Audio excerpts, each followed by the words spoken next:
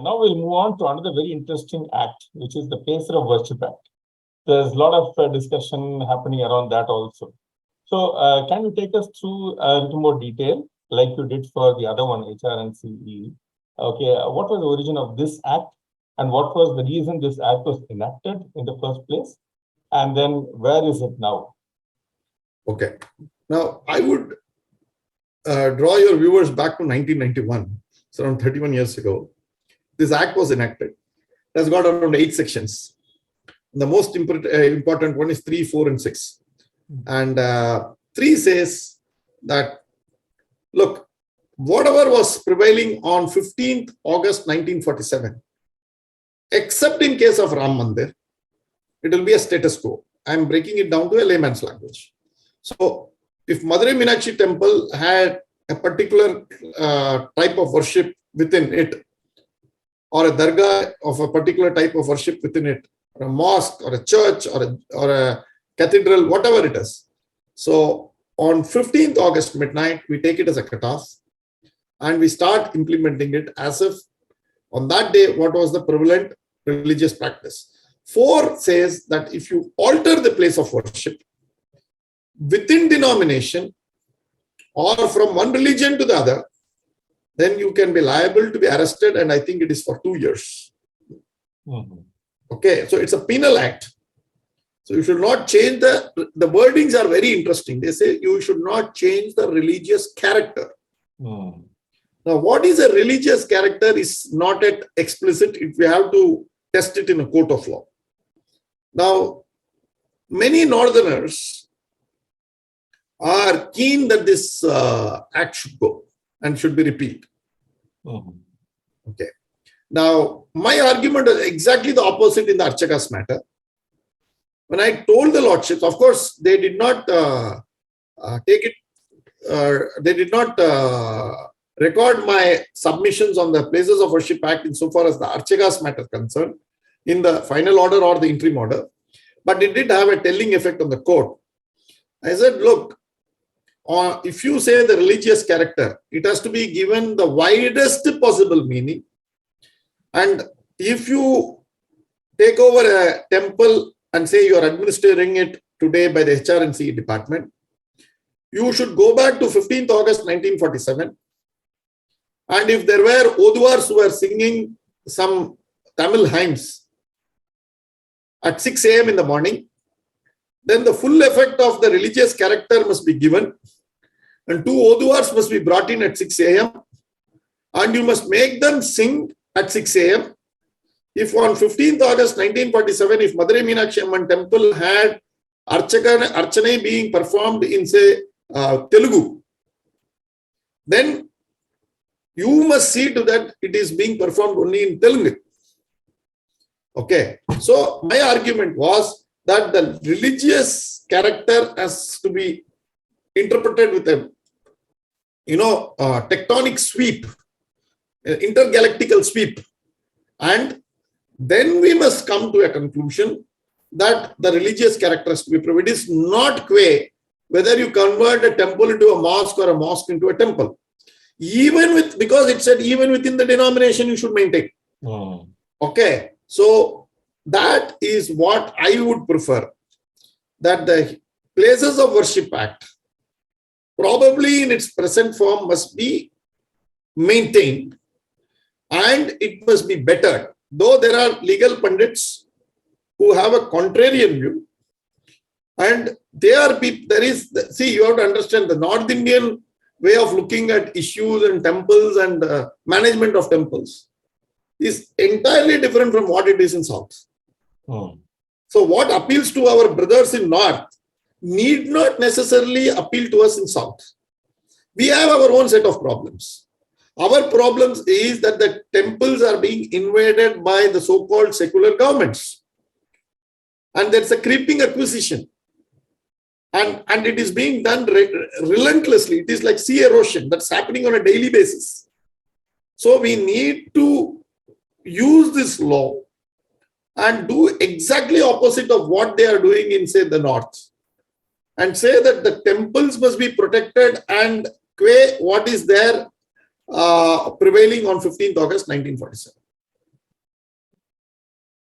So I'm not for abrogation of this law. I am for the betterment of this law for the temples. Okay. Okay. So, in the case of Places of Worship Act, apart from, say, Ayodhya, there are some other exceptions, right? So, be it archaeological sites. Yes. Right? So, there are other exceptions also in this act. There are some minor exceptions under 4. Okay. 4.2 and 4.1. I'm not able to place my thing on the exact subsection, but 4 deals with that. There are some minor exceptions and issues that are more than 100 years old and things like that. Okay. But predominantly, it fossilizes, puts a pause button on any controversy after 1947 in respect to the religious character of a particular place of worship. Now, whether Place of Worship Act will apply to, say, something as obnoxious as, say, in Gyanvapi, is a matter that we are now currently testing in the court. In fact, one of the reasons why the Muslim side went to the court was to claim that Order 7, Rule 11, they said, look, here is a Place of Worship Act. So, no suit is maintainable. Nobody can come and change the character of this mosque. And it is Gyanvapi mark from now on till eternity. Now, that was the argument. The courts have, after a detailed argument, and I believe the courts have come to a conclusion, no, we can definitely look into this place of worship. And they have rejected the place of worship, and they have gone ahead and said this preliminary objection is not sustainable. The suit is very well maintainable. And so that means Places of Worship Act, according to the court at this point in time, does not apply to Gyanvapi. Okay. Now, whether High Court, Supreme Court will tomorrow overturn it or give a different interpretation, or after which the if the courts upholds the Places of Worship Act, whether the government will overturn it, and especially the Places of Worship Act has been given some sort of a it has been elevated to some sort of a very high pedestal in the first 10 pages of the Ayodhya Ram Janmabhoomi issue. Okay, they have said this is some sort of a basic structure. So an act has become a basic structure, almost, what was it, 47, 87, so 45 years later, after the constitution was. So this is what it is. So there will be legal challenges, and Supreme Court probably will take its own sweet time. And I'm sure Narendra Modi is not in a hurry to settle this Gyanvapi. He will see to that is settled, but it is not settled in a jiffy, and it shouldn't be settled in a jiffy, in my view. It should run its own course, and court should be persuaded through proper evidences and appropriate procedures. And we must convince the other side that this is yet another very important place of worship that the Muslims have usurped some years back, and this is a rightful civilizational place for us, and this is a very important place of worship. So I think we have to work beyond places of worship to bring Gyanvapi to the table. How events will pan out, it's a billion-dollar question. Let us wait and watch. It's too premature to look into it. Absolutely. So this act was passed retrospectively, right? Yeah. So now, what could have been the reason of passing this? What was the compulsion? Now, what else could they have done? In the sense,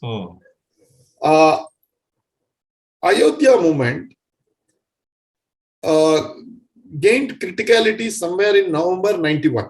Why I remember that date very well is because I was writing my inter CA Okay. and I wanted to go to Ayodhya, and my father would, sorry, it was final, 90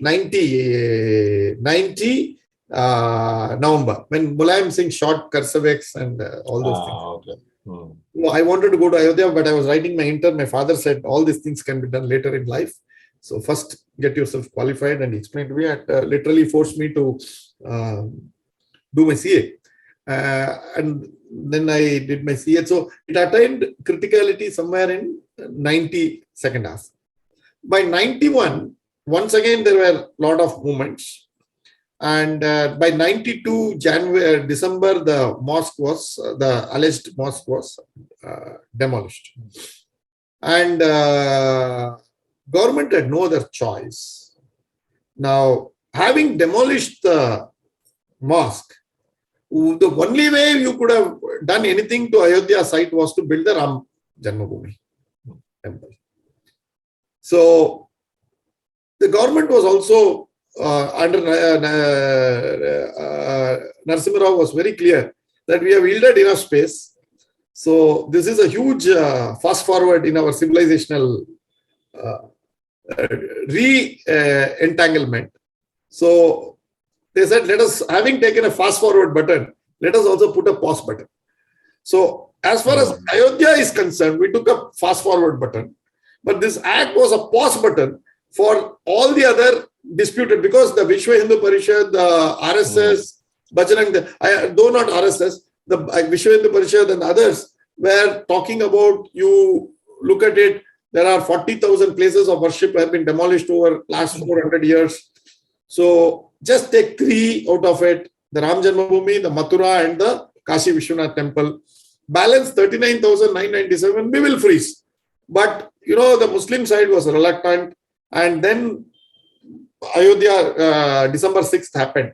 So the government, having allowed, in a way, tacitly, a fast forward button in so far as Ayodhya is concerned, put a pause button. How did they put a pause button? They came with this act.